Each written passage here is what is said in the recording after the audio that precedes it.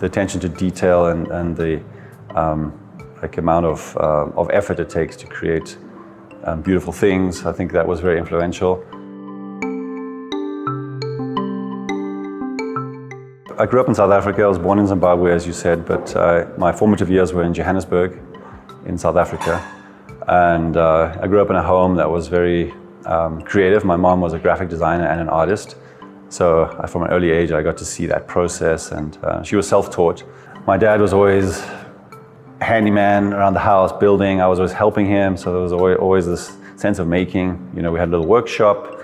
I loved creating things, and growing up in the 70s and early 80s, you know, we were outdoors all the time, turning skateboards into, you know, windsurfers and fun stuff like that. Little projects that were always just keeping us occupied.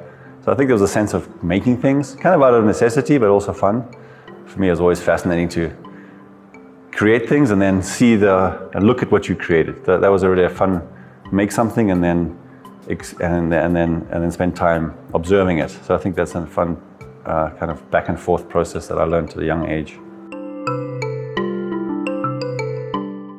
The two of us really wanted to create an environment. We've worked in multiple offices through our career in different parts of the world. So for us, it was always trying to take the best lessons from all these different studios and implement it in our own way, to create a culture of collaboration, learning and fun, creativity, professionalism. Daniela and I have tried to cultivate this culture of openness, as I said, curiosity as well.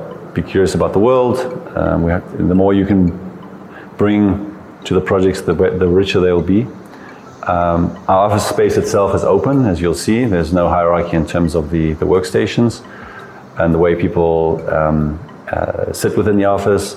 That's important, not just because it's democratic, but because it also allows for knowledge transfer, and people at all levels are hearing all the same conversations.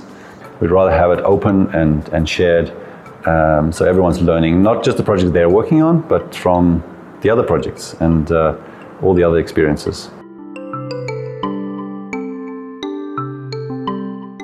It's a real cliche to say it, of course, machine learning and diffusion models and those innovations of AI right now is going to be obviously a massive impact in our industry. I think we've seen the beginnings of it with parametric design and information modeling. But I think what it's going to ultimately do is create better options for us to work with. I like the fact that you already implemented 3D printing here in Inverse project. 3D printing right now, it's sort of like back to those old days of working with Lego. It's just fun to make things and then see them and then compare them to, we're printing all our projects at the same scale. We can compare and contrast different things. We're learning a lot, actually. So that's a fun part, it's the learning phase. We'll never stop learning. So this is a new tool that's helping us learn about our projects and our own work.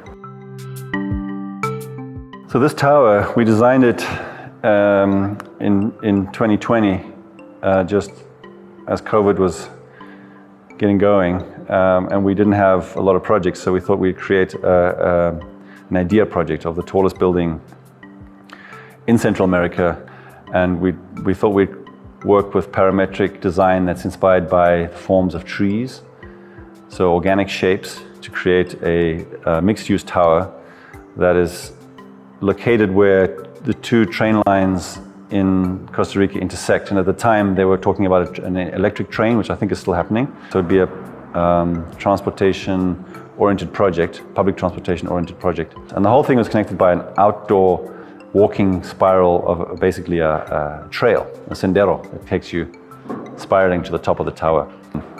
Yeah, and you're correct. We won the Biennale Urban Planning Award that year for this project. It was a test project for us. It's hypothetical. However, we hope that one day it happens, because we still think it's a great solution.